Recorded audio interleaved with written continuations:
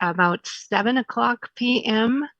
and a thunderstorm is starting. So I hope you don't hear any thunder in the background. Okay, from our behalf on NIOSH, thank you very much for your willingness to present this topic to us and our participation. All So, right. Well, Dr. I'm very, Loy, very happy to be here. Yeah, can you hear me okay? yeah, yeah, loud and All right. clear. Excellent. Let me start by sharing the screen and you can confirm if you can see it. Okay, Yeah, so okay, excellent. it's already up. And Dr. Loy, please welcome. And then please start with the topic. Okay. Well, thank you very much for the invitation, the opportunity to present to you, and also thank you everyone for tuning in to one of my favorite topics, which is about hearing protector fit testing. And it is evening time, and you started out that poll talking about your favorite food. And I thought if I ever get to come to Malaysia again, I will definitely want to try all of these foods so that I can participate in the poll the next time. So I have been to Malaysia a couple of times, and I do hope that I get to come back again. But in the meantime, we will use the gift of hearing and technology to try to connect. And I know that the chat is open, so if you have questions, you can please put your questions in the chat, and we'll have some time at the end so that we can review the questions. And if we don't get to them all, we can certainly address them later as well. Every 3M program starts with a same slide like this, and we need to let you know that our presentation is based on regulations, but sometimes regulations change. And of course, regulations in Malaysia are different than regulations in the United States. And so we don't want you to rely solely on this presentation if you're making legal decisions about your own hearing conservation program.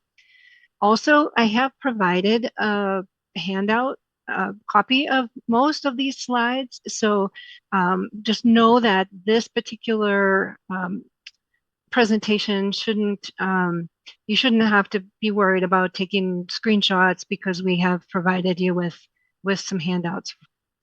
And you also need to know that, of course, 3M is a manufacturer of hearing protectors and hearing protector fit testing equipment. So I will try very diligently to keep my comments educational in nature and not commercial, but you need to know that up front. So, all right. As the introduction said, that my professional background is in audiology. So I'm always been caring about hearing and caring about prevention of hearing loss.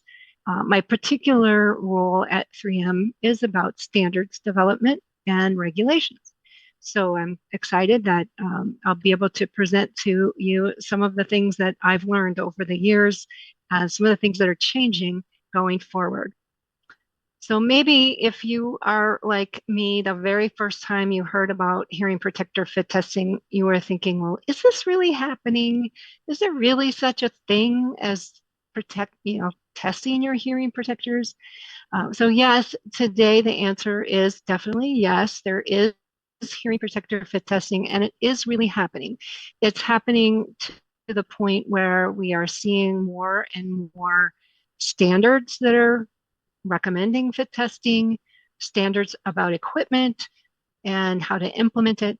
We're also seeing a lot of research that's being done using hearing protector fit testing. So today I will cover some of a very introduction, brief overview of some of the standards. We'll look at some of the research studies and the outcomes.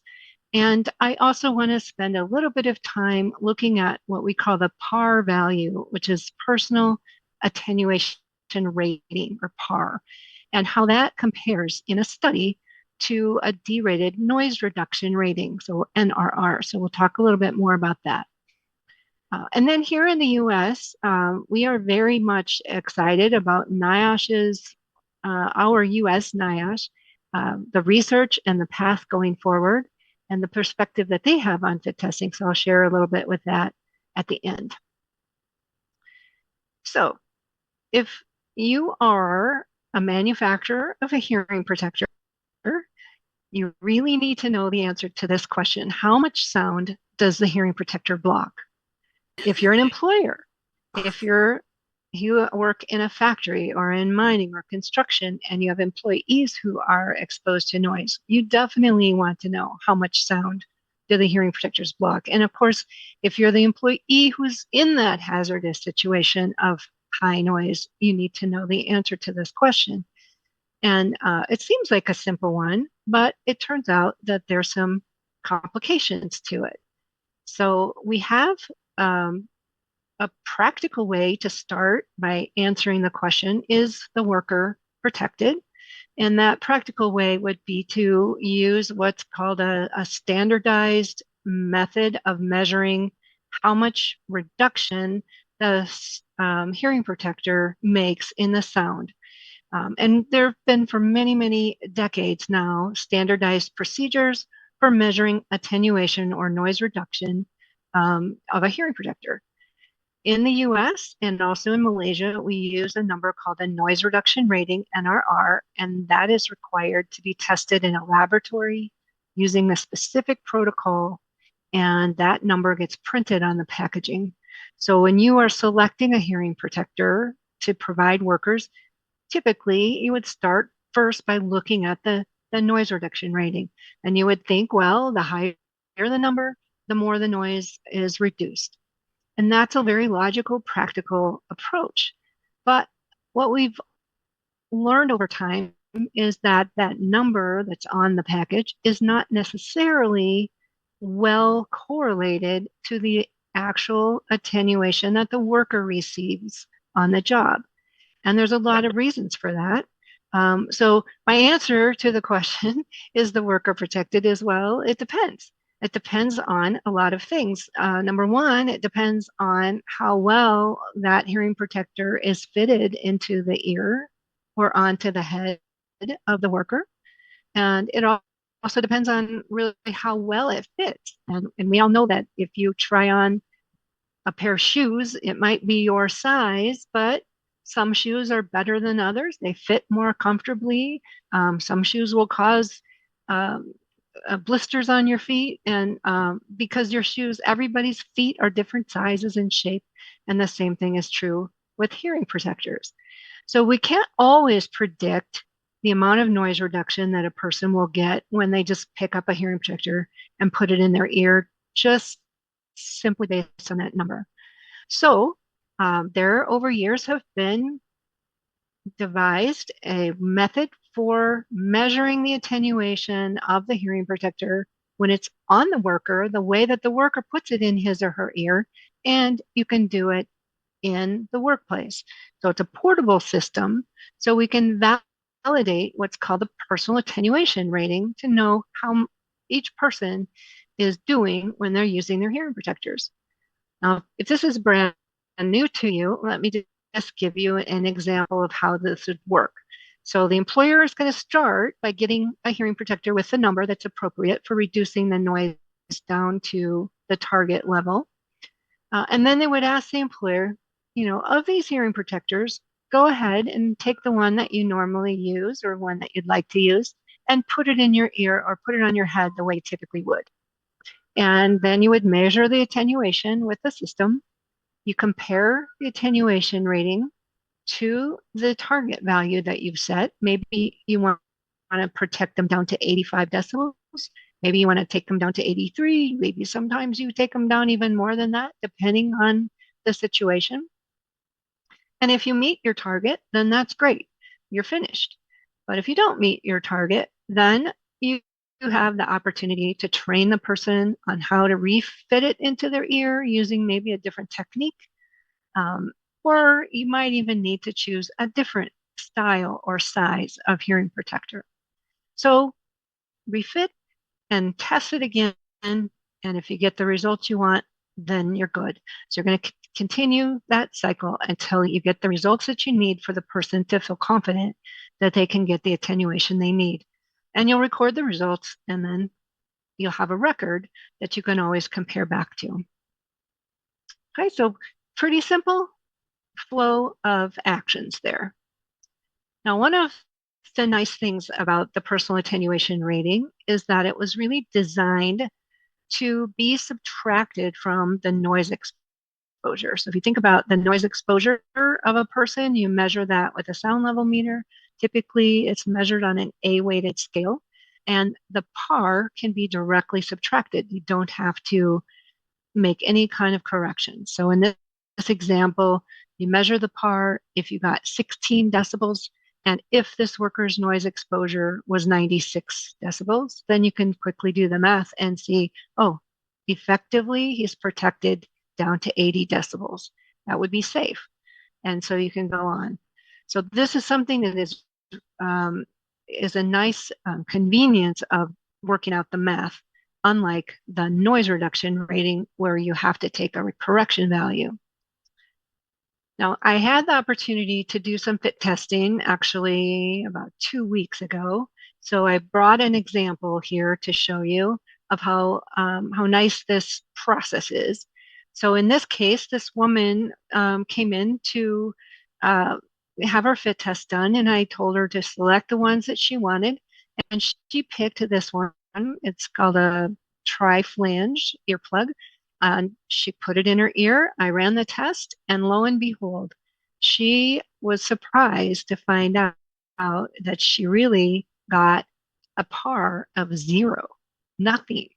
And actually, if you look at each ear specifically, she got nothing in the left ear. She got 4 decibels of reduction in the right ear. Well, I had the chance to teach her, no, actually, you need to put your hand behind your ear, pull up your ear, open the ear canal, put the hearing protector in a little deeper, do the same thing on the other side. So we tested it a second time after I taught her that trick, and all of a sudden, she got exactly what we needed her to get. And in fact, she got identical on the left ear and the right ear. So her overall PAR, the noise reduction of that particular fitting for that hearing protector, was 25 decibels. The other interesting thing on this record is I can see in here that, I don't know if you can see it very well, but I'll read it to you because it tells me that I did that first test at 12:47 p.m. She got a 0. I corrected her technique. I coached her, and she did it again. And I got the second one in 12:49, just 2 minutes later. So in 2 minutes, she went from a 0 to a 25. And she was absolutely astounded that it made such a big difference in how well she put that hearing protector in her ear. So the magic, if you will, of this type of fit testing is that the employee can see the results on the screen. They can feel the results in the ear, how it's supposed to feel in their ear to get that result, and they can hear the sound. The sound is different when you have a well-fitted hearing protector. So that's kind of an overview, if this is new to you, of hearing protector fit testing. The title of the talk was Past, Present, and Future. So I want to give you a little story about how fit testing has evolved over the years. So there's a lot of dates on this timeline here. I'm starting it in 1976 because although we think of fit testing as kind of new, actually the concept of fit testing has been around for a long time. And in 1976, the US NIOSH published their first concept design of a fit test system.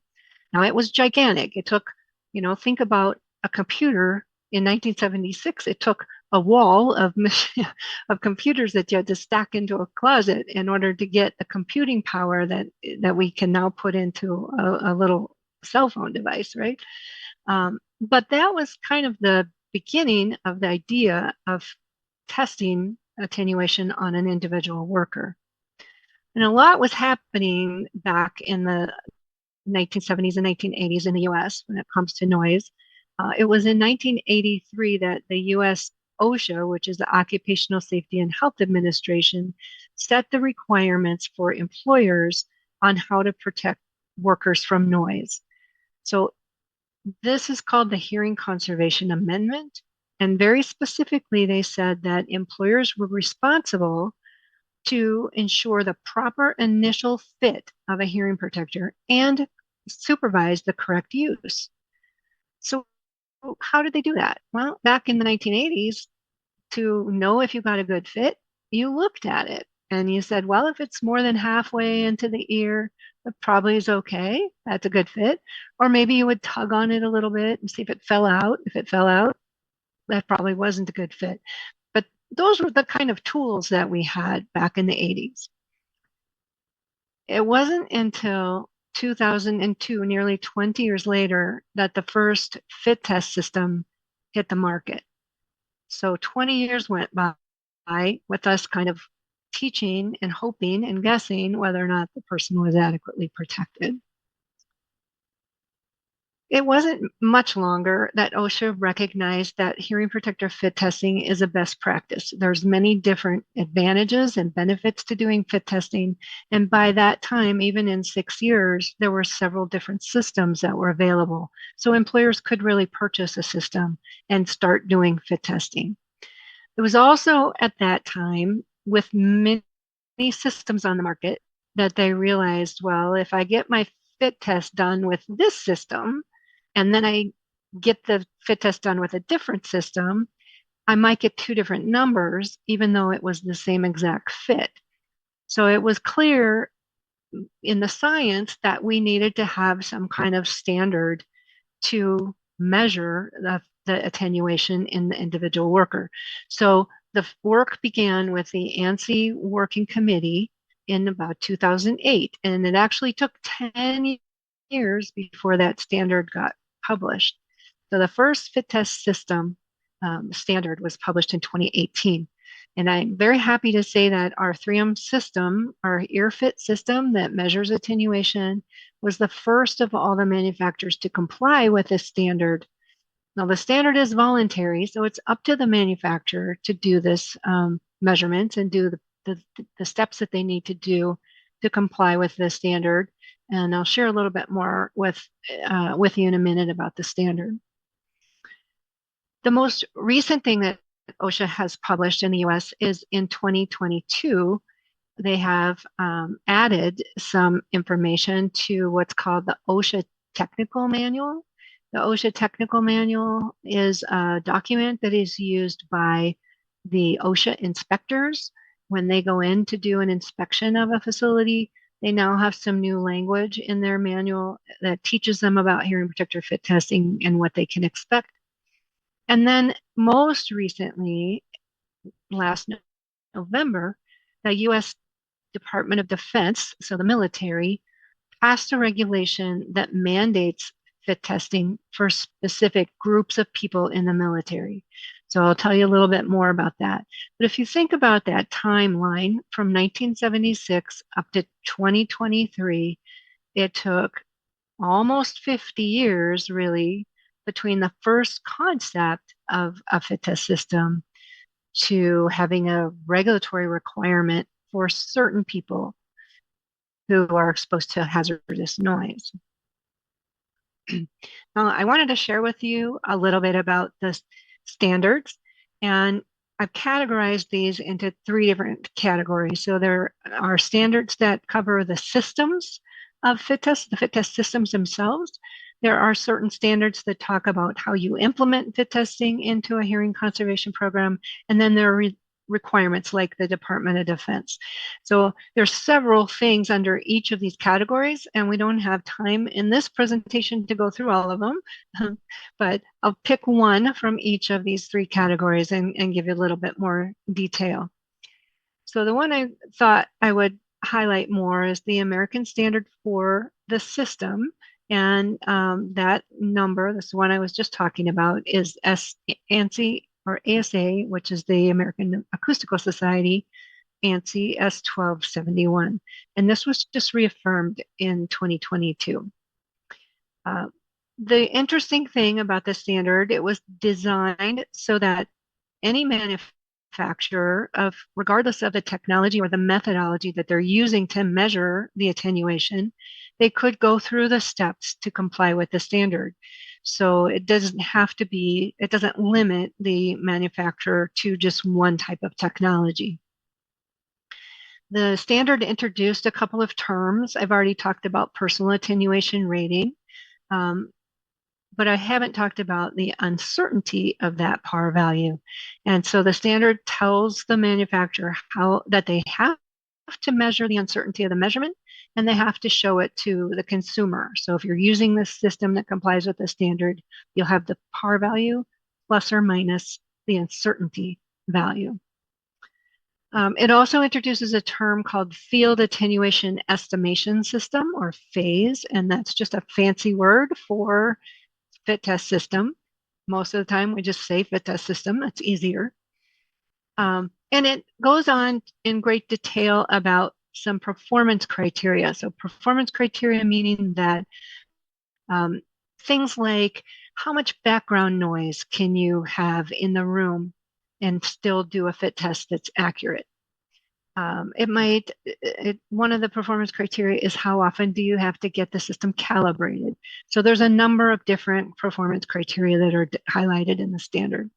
So really, the goal of this standard is to promote accuracy and precision and transparency to the consumers, and also the ability to compare results between different systems.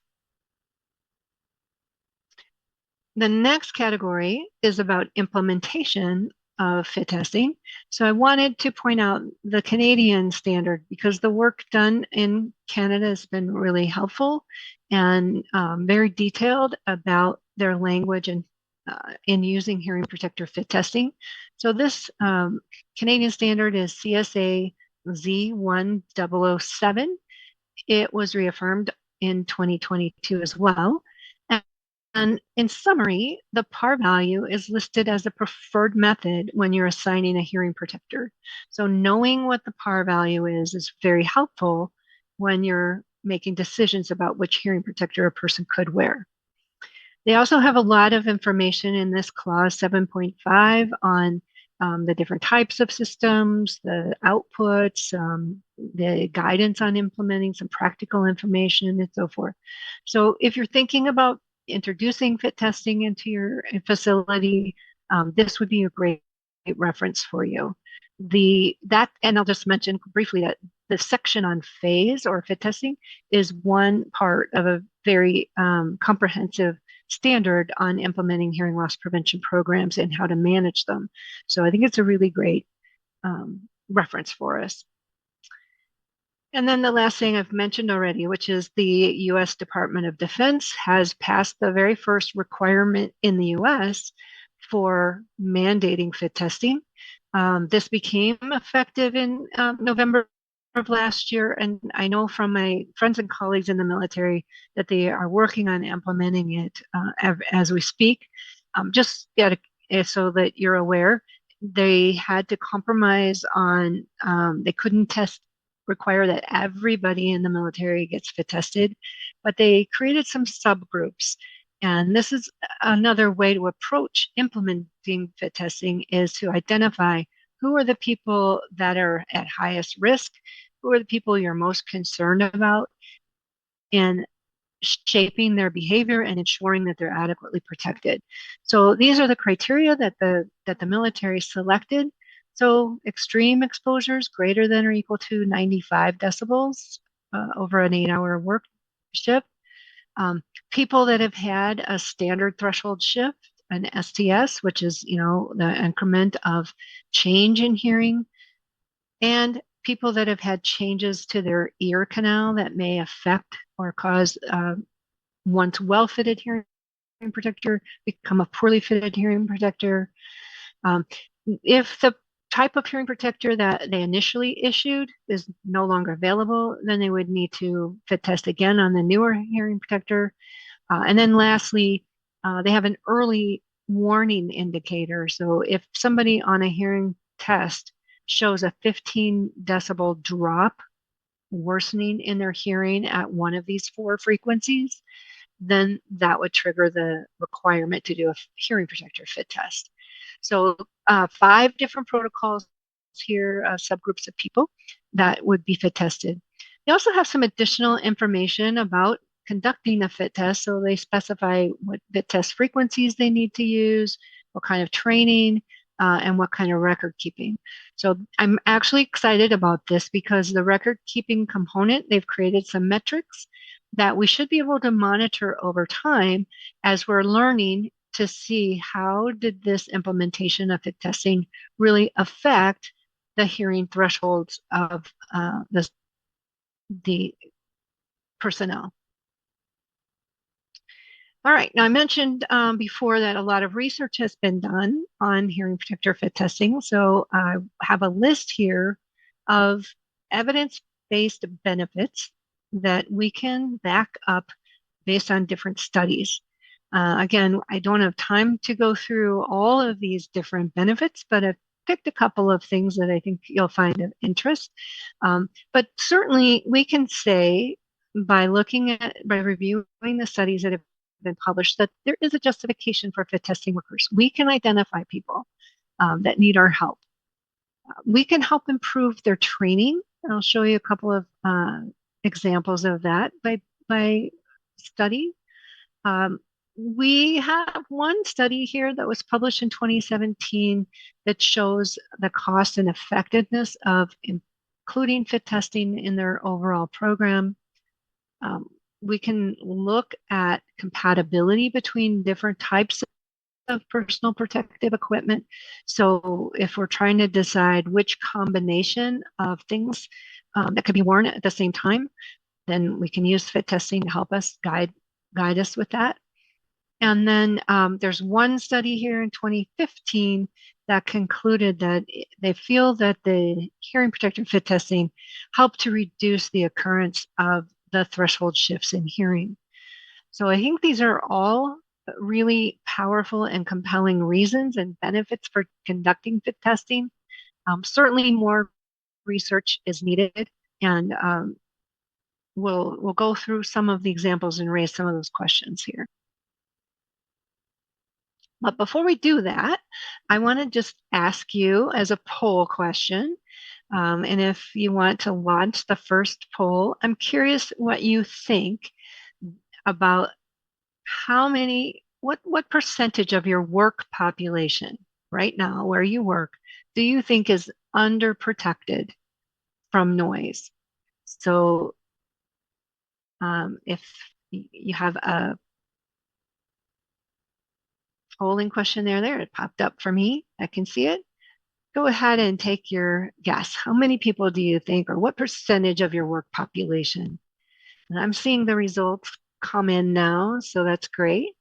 I think we've got about a couple hundred people on the line, so we'll leave the poll open for a minute. But how much of the population do you believe is underprotected from noise in the workplace? And you might notice that I've said about 25%, about 50%. It's not exactly one answer to this, but let's see if we can get up to 100 before we quit. And I'm seeing a pretty equal split between 25, 50, and 75 with a slight edge on about 50%. All right, I'm going to go ahead. I think I can end the poll. Let me try that and share the results out. Let's see. Okay, are you able to see that? The result says, so some people thought everybody was protected well. A few people thought nobody was protected well, but most of the people voted on about 50%, some about 25, some about 75. So, well, as I said, it's not a hard and exact number because it really depends on the workforce and it depends on the amount of noise that there is and how much education they've had, type of hearing protector that's offered, and so forth. But we have had several studies that have been published. And in fact, there have been some anecdotal data just based on people that we know who have conducted fit testing in their workplaces.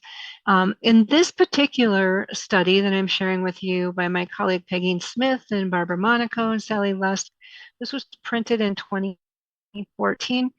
Nearly a third of the workers were not getting the adequate protection that they thought they were getting. And in this study, this was in a metal manufacturing facility.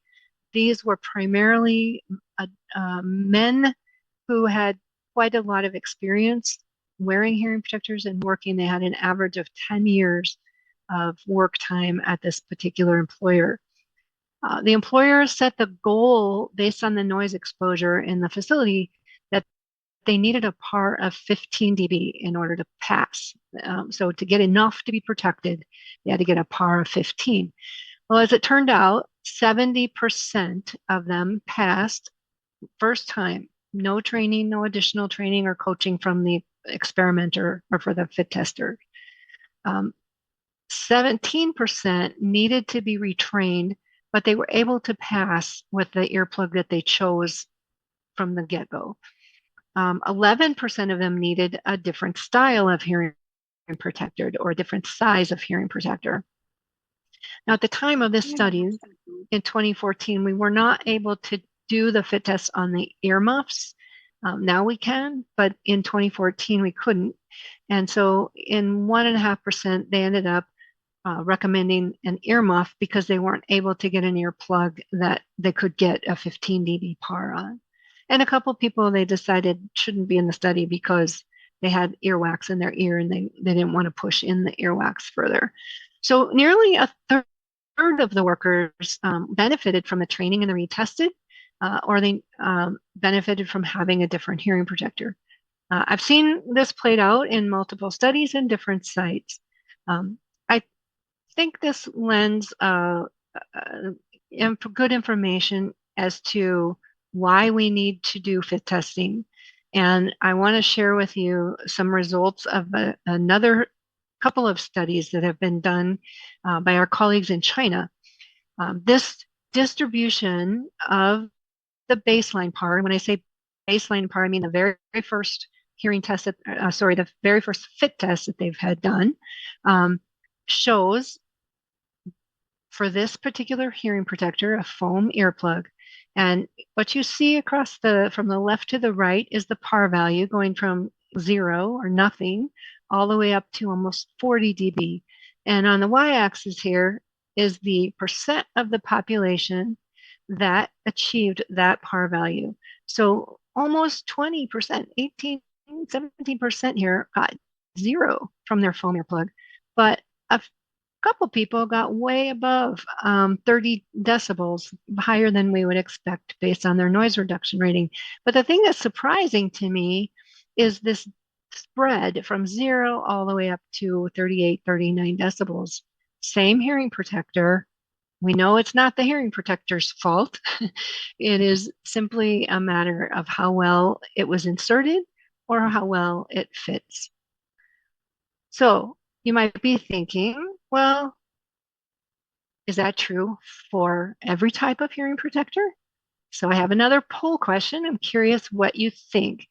Is this distribution or this range of PARs only true for foam earplugs, or is it true for everyone? So this case, you just answered true or false, or I don't know. This range of PARs is seen only for foam earplugs. True or false? What do you think? And the answers are coming in fast and furious. I love that. Thank you for responding. We really have a split here. Okay, I'm going to let it go and see if we can get up to 100 again. We got up to 103 last time, I think. So, by the way, nobody is checking your score. You don't get a bad grade if you get the wrong answer. There's no risk in answering. Okay, We're at 99. So I'm going to close the poll. Interesting, it changed over the time. So we have 65% of you thought that it's true that this spread of par values is only true for foam earplugs. And 35% said no, it must be true for more than just a foam earplug. So, well, let's see. Close that out and go to the next slide. And I have the reprinted here, the foam earplug that we just looked at. But I'm also showing data for other types of hearing protectors. So we have the push-in, which is the kind of the combination between a foam and a reusable earplug. So it's got a handle on it. You don't have to roll it down. And look at the spread, 0 all the way up to 30. Pre-molded, so this is a reusable flange style hearing protector. A lot of people in the 0 range, all the way up to a couple people at 28. And here's another style of a pre-molded, same kind of distribution. So surprising. It turns out that that is not just true for foam earplugs, but it's true for other types of earplugs as well. So how about earmuffs? What do you think about earmuffs? Do earmuffs have a smaller range of pars than earplugs? So again, you have a true false. And we'll see what you have learned or what you think about fit testing of earmuffs. What did we find out? I love that you guys are quickly answering the question. That's awesome.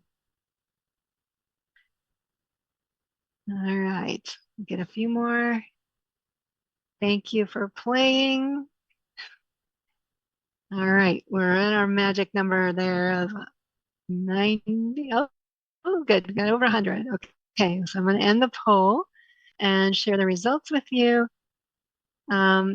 So the statement was earmuffs have a smaller range, and the answer is most of you said true.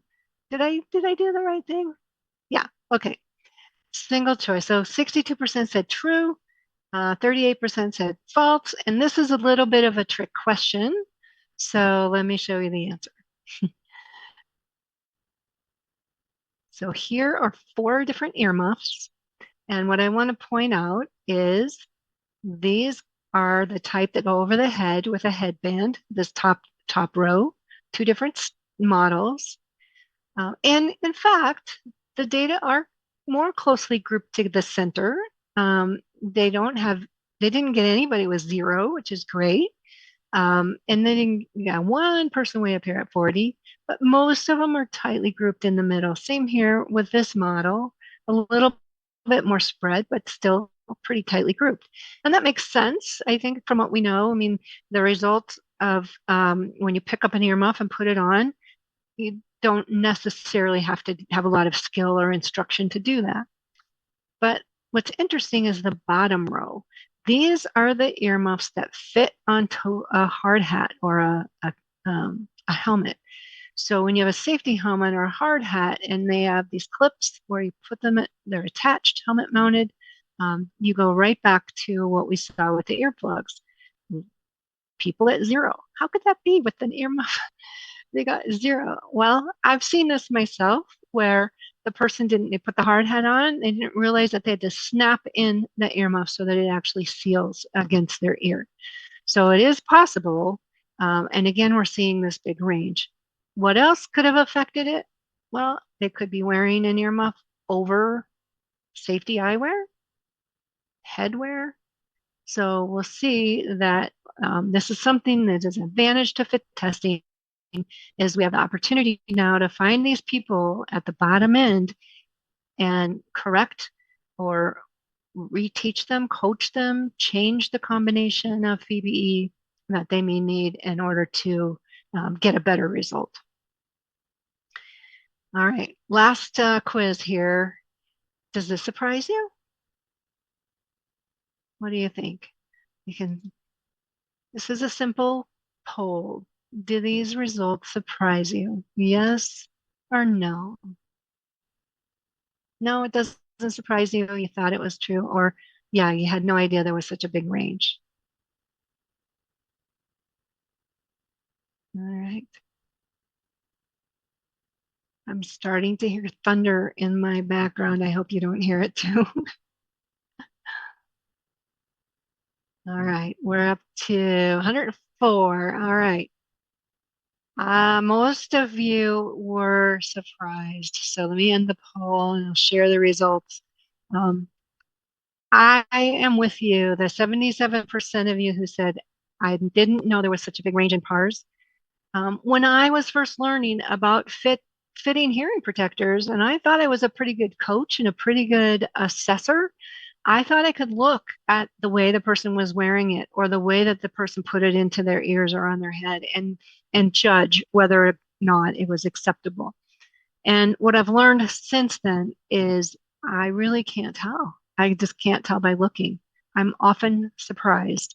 So what I've what I really like about hearing protector fit testing is it gives us the answer to who needs my help, who do we need to coach, and how do we need to coach them to get them the results that they need to be safe. All right. Well, thanks for doing the poll questions. That was fun for me to see what you all think. And I wanted to share with you that study that was done by one of our Australian colleagues who specifically looked at combinations of earmuffs in combination with other types of headwear. So in this example, she's looking at this particular 3M earmuff. It's an X5A. It's a very large earmuff. It has a high attenuation. And what she found was that when you wear it over the top with safety glasses, it can affect the PAR value by different amounts. So if you look at the purple line here, let me first share with you what the graph means. I'm sorry.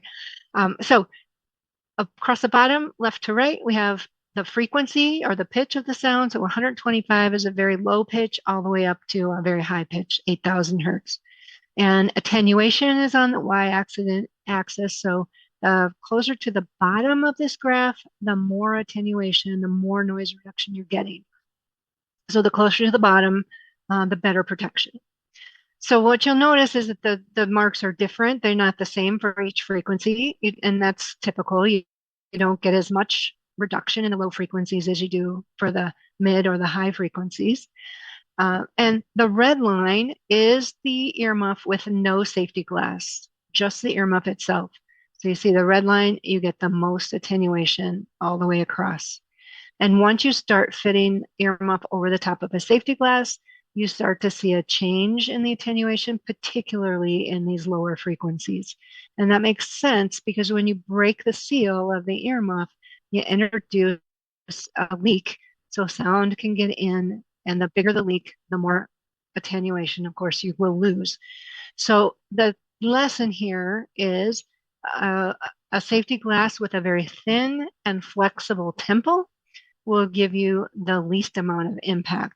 So the Secure Fit is the model. It changed the PAR by 3 decibels. This heavier one with a strap on it was a change of 6 decibels. And we wouldn't necessarily know that by looking, but by doing the fit test, we can see that. Now, maybe a 3 dB difference or 6 dB even wouldn't matter because you have plenty of attenuation. That's the judgment that you'll have to make as the safety supervisor or as the employer, is to know how much noise exposure is there, how much attenuation do I need to get down to my target, and then decide, is that loss from that leak okay or not okay? Well, that's a kind of obvious one. What about other types of headwear? And so here is a study that she did with different types of headwear. And you can see that the change is a lot more than just what we learned with the safety eyewear. So again, the red line is the X5A by itself. And then you have various combinations from the beanie, the stocking hat, we would call it in the US, uh, lost 12 decibels on the par. That's a lot. And I see this type of change, this habit of workers wearing a hat underneath their earmuffs all the time. Same thing with the ball caps. It changed it by 6 decibels. Hairnet, not so much. A hood, like a Tyvek hood like this, only changed it by 1 dB. So again, something that you wouldn't necessarily know unless you did some testing. All right, let's look at the effect of training on the par values. So one of the things we know to be true is that we want to and have good training, good outcome, the ability to change the habits and the behaviors and the knowledge of our workers through our training. So these data are from a study also done in China. Um, and it's a little bit different than the other graphs that we looked at. So each dot here, each blue dot represents one person and the par value that they achieved on their very first test.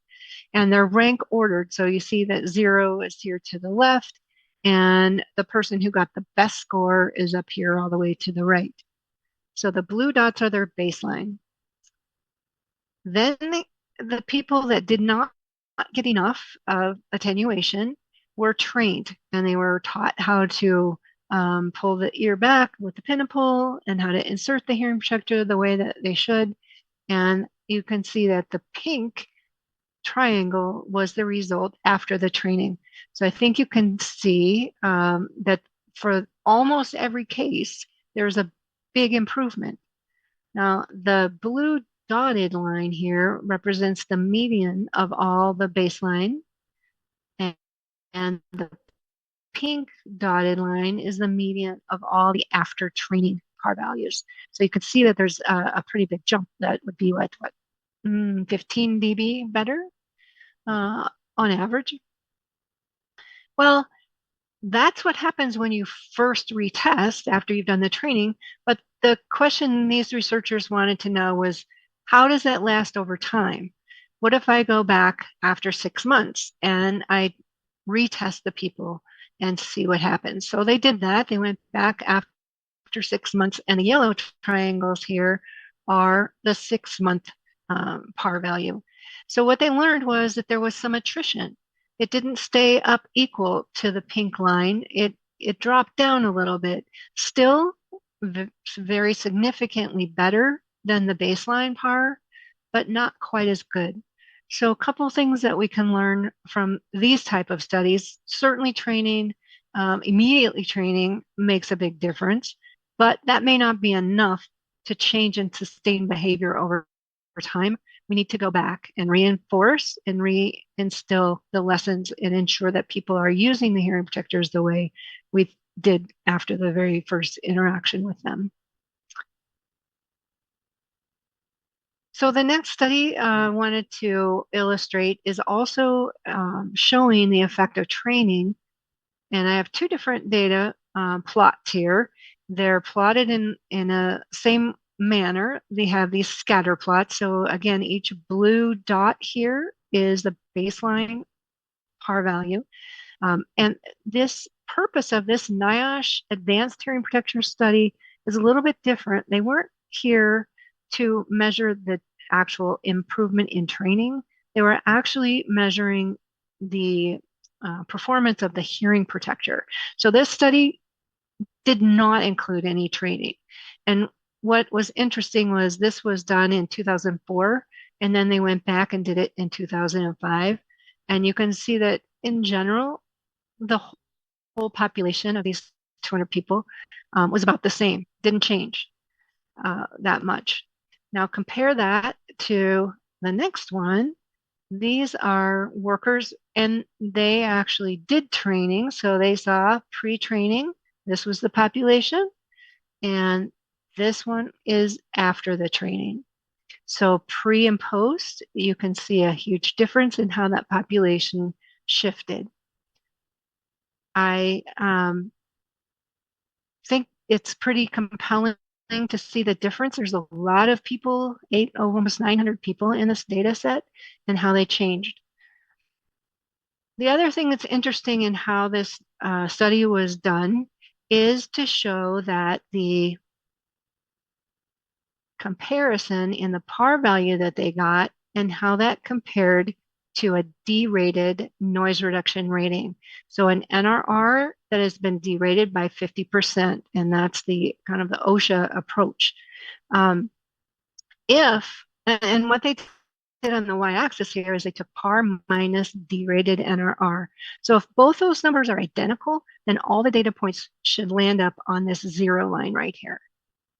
But guess what? They weren't identical. The par values were better. They were higher than the derated NRR.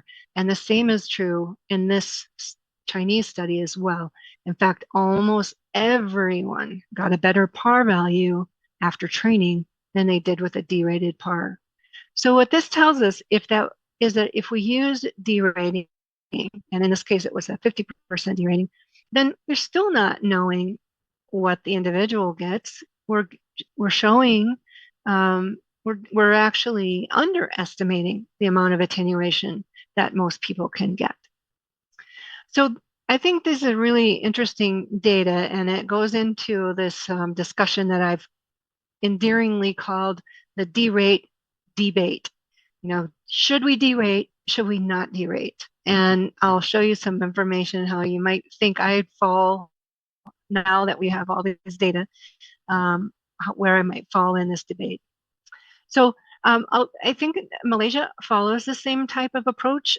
In the US, OSHA recommends a 50% derating. Actually, 3M also recommends a 50% derating in the absence of fit testing. It's not a regulatory requirement by OSHA, but the way it works is that the OSHA inspector will give you 50% or credit for 50% or half of the NRR if you have not demonstrated that you've done noise control. So if they're thinking of, well, should I cite this person because they didn't reduce the noise, they didn't do engineering controls, they can say, well, I'm going to give you credit for half of the NRR. If it doesn't bring you down to a safe level, then I can write you a citation for not controlling the noise. So the math is pretty simple. In the US, we're required to use a 7 dB correction factor to the NRR if you are starting with an A-weighted noise exposure. So in this example, we've measured the noise with the dosimeter. The unprotected noise is 92. The NRR is 29. I have, by definition, a 7 dB correction factor, so that leaves 22. And then I have to divide it in half, and that's the 50% derating. So I ended up with only 11 dB of attenuation. This is by the math. And then 92 minus 11 leaves me with 81. Yeah, that's still okay. I'm still protected down to a safe level. So the question is, if OSHA uses this, what do other people do in the rest of the world? The US NIOSH approach was a little different. They said, yeah, we're going to take a percentage off, but we've got more specific information. We're going to take 50% off of the foam roll down plugs. We're going to take 70% off of these pre-molded, banded custom molds because those tend to go in easier and they tend to come out easier. So they break the seal. So we're derating those more. Earmuffs tend to be pretty easy to put on without a whole lot of instruction. So we only are going to take 25%. You get credit for 75% of the NRR. We also have a regulation for Federal Railroad, and they took a different approach. Canada has a different approach. Italy adopted the US NIOSH approach. If we look at other countries, instead of a percentage, they might take an absolute value off of a hearing protector attenuation. So in the UK, 4 dB comes off of the SNR, regardless of the hearing protector type. France, look at Germany, has a different value for every type of hearing protector. And then there's some other outliers, some other approaches to it, including no derating needed at all in Australia or Brazil, because they use a different test protocol for how they measure attenuation in the first place. So what this tells me is that there's no consensus in the world about how to derate. And the data I showed you from the US NIOSH study tells me derating isn't necessarily the best approach. We can't really get individual data by guessing how much attenuation a person gets. So let's do an example. Let's put this together. We're going to first evaluate the attenuation that's on the label and determine, is it appropriate? We're going to think of all the other considerations for selecting hearing protectors, like is it appropriate for the work environment itself? Is it easy to use? Is it accessible? Is it inexpensive enough that I can afford it?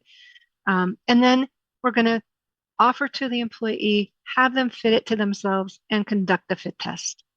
And then if they get enough, you're done, you document. But if they don't get enough, then you're going to reevaluate and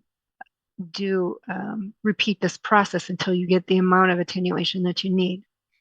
So let's put some numbers to that. Here's a worker. And let's say hypothetically that she's got these hearing protectors, but they want to try a different one. So she's going to try this foam roll down earplug. So first thing I have to do as the employer is determine, well, is there enough hearing attenuation for that hearing protector to even offer it to her? So if I say I want to get down to 85 or less, and I'm starting out with 96 dB of attenuation, I have to first find out what's the NRR of that hearing protector. And in this case, the NRR is 33. So 33 minus 7, remember that's that mandatory correction factor for A-weighted noise exposure. That leaves me with 26 dB. So 96 minus 26 is 70. No problem. This, by the math, should be okay to offer the worker. So then I got to think about, well, all the other things. Is it okay for her? Is she able to roll it down? Is it suitable for her work environment, etc.? And I can say, if that's yes, then I can go ahead and give it to her and have her do the fit test. So I did the fit test and the PAR values, the results were great in the left ear, not so great in the right ear. Only got 6 dB. Well, 6 dB in the right ear is not enough to get down to 85. So 96 minus 6 is only 90. So that's not enough. It's not okay. I'm going to train her and have her fit tested again and see if we can get the amount of attenuation that we need. All right. So I hope that shows that there's power in these numbers. We need an NRR. We need to know that the hearing protector has been tested by the manufacturer and that is capable of reducing noise. We need to be able to apply a formula and decide, is it okay to even offer the worker? I don't want to offer a worker something that by the math wouldn't even be enough. But we also need a combination of a PAR plus a PAR plus the NRR so that we can validate and apply it to their specific situation, teach the worker how to do it, and then of course document that they've been trained and they're able to be protected. All right, so benefits. To summarize here, we have benefits of knowing the PAR. We can subtract it directly from their A-weighted noise exposure. We can help identify those at-risk workers who need our help. It actually has some benefits in being able to manage the number of different hearing protector styles and sizes that I need. It helps me to know if I have a PPE compatibility problem. We had a situation where we had to, an employer had to get all different hard hats because the hard hats they were using, the earmuff top of the cushion was sitting on top of the headband and it was causing a leak. So they ended up having to get a different style of hard hat so there was no interference between the seal of the cushion. It certainly can help improve not only the training of the workers, but also the trainers become better at coaching and teaching and selecting hearing protectors. Here in the US, we have also an advantage that it helps us to comply with those words I initially said, the ensuring proper initial fit and correct supervision of the use of hearing protectors. So this use of fit testing is recognized by OSHA as an opportunity to help meet the regulatory requirements. Okay, we've talked about the past, we've talked about the present. Where are we going? We're looking into the horizon, what's out there, and where are we going in order to further embed and adopt hearing protector fit testing into a typical routine hearing conservation program. And I think it's helpful to look at someone who's already been down this road already, and those would be our counterparts in respiratory protection.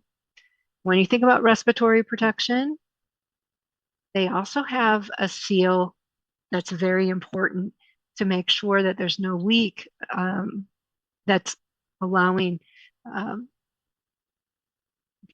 in, contaminants into the lungs. So we have an opportunity to do a seal check for respiratory, just like we do for hearing projectors.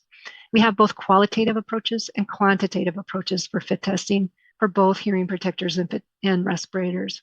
We have a standardized method for assessing the protection factor and for assessing attenuation. Um, there is an approval and certification process for respirators, and in some countries, we do for hearing protectors as well. We do not in the US have a certification process for hearing protectors. It's dependent on employer to report the numbers. Fit testing recognized as a best practice? Yeah, both respiratory and hearing protector fit testing is recognized.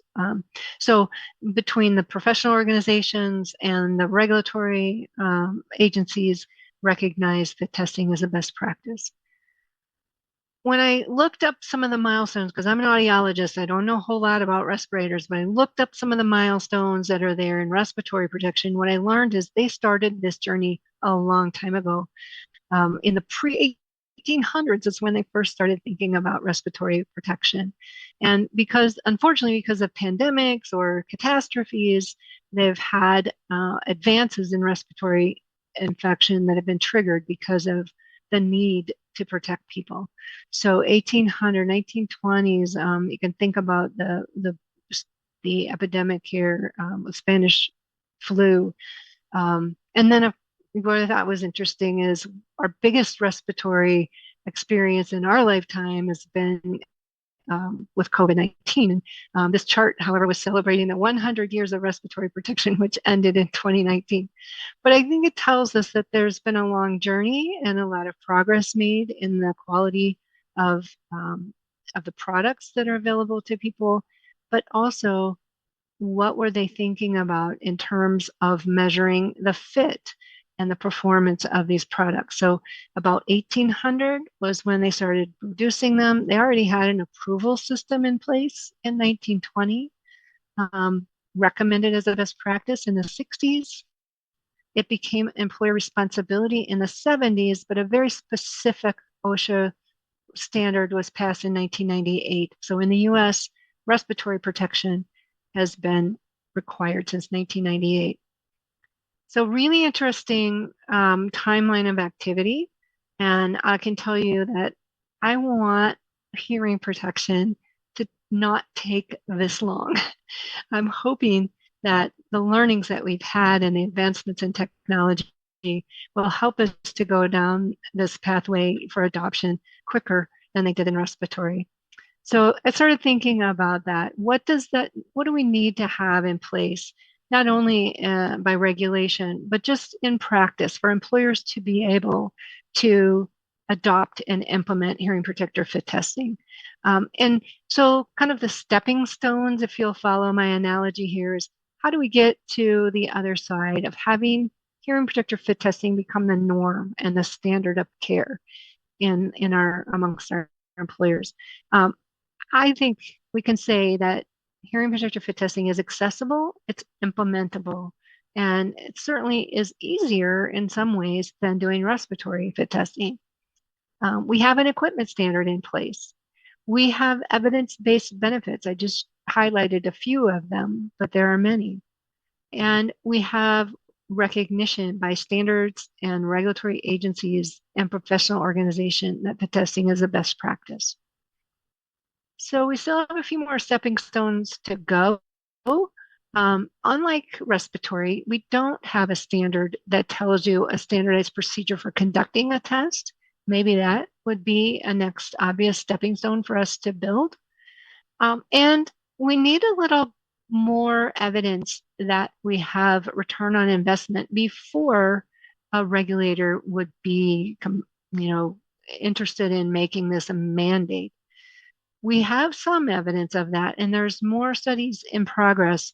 And what the military is doing right now is collecting that evidence. So, in fact, we may soon have data that ensures our investment is worthwhile. And the evidence of efficacy, same along those lines, is that before this can really become a regulatory requirement, we need to fill in all of these stepping stones. Now, that doesn't mean that we can't start implementing it in our own workplaces and collecting our own evidence and seeing our own successes by using a procedure that we know can change outcomes. All right, the future again. Last summer, we had a 2-day symposium dedicated to hearing protector fit testing. It was a really exciting event with people from many different countries that participated. And our keynote address was by Dr. John Howard, who is the director of US NIOSH. I wish I could play for you his address, but I have just a picture of him with his, you can maybe judge his enthusiasm and his passion for protecting worker health and safety. But what I thought was so intriguing was he definitely laid out the future direction that NIOSH is making continued efforts to make hearing protector fit testing the standard of practice. He specifically quoted, "D-rating schemes are not a good solution. They cannot help us predict which employee is getting adequate protection and which is not." And he recommended fit tests. He's recommending that fit testing will replace the D-rating scheme that's been in place since 1998. So it's not there yet, but in the future, we can look toward NIOSH to make publications that will state fit testing is a better way to go than D-rating. They are conducting ongoing research, some right now, some planned for the future, to help us answer some of the questions that we don't know yet, like how many times do you have to fit test somebody before you don't have to fit test them anymore? A really important question when it comes to practical application. NIOSH, if you have ever been to the US NIOSH website, they've gone through the whole Center for Disease Control has redesigned their website, and I put the link there for you because they do have some new information on fit testing, some new studies that have been published. So I feel like this is a great time to go learn more about what's happening, and it's a great opportunity for us to look forward to the future. So in closing, I want to come back to the beginning of our little chatter before we started the formal presentation and the test question. We launched a poll to find out what is your favorite food. So I'm going to ask the final poll, and don't panic. My NIOSH administrator there, I didn't set this out as a poll question when we were practicing, but it occurred to me that since we're talking about hearing and the value of hearing protector fit testing and the importance of sound, I would like to ask you another question, and you can just answer it in the chat. And that is, what is your favorite sound? I'll let you think on that and answer it. And I'll look forward to reading the chat. And I will say cheers to your ears. And thank you very much for your attention and your dedication to protecting your workers.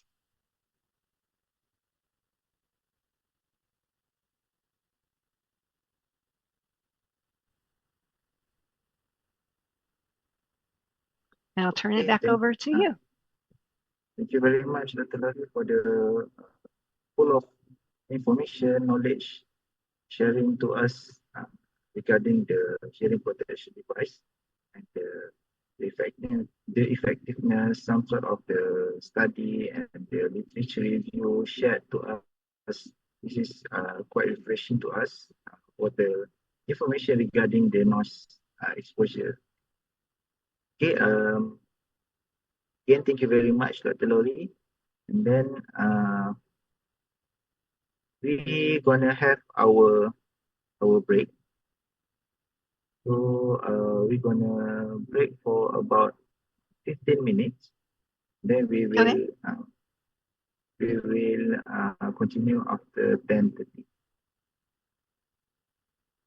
very good. Okay, so have your break, then maybe a light snack for your breakfast. Then we will continue afterwards. Thank you. Okay.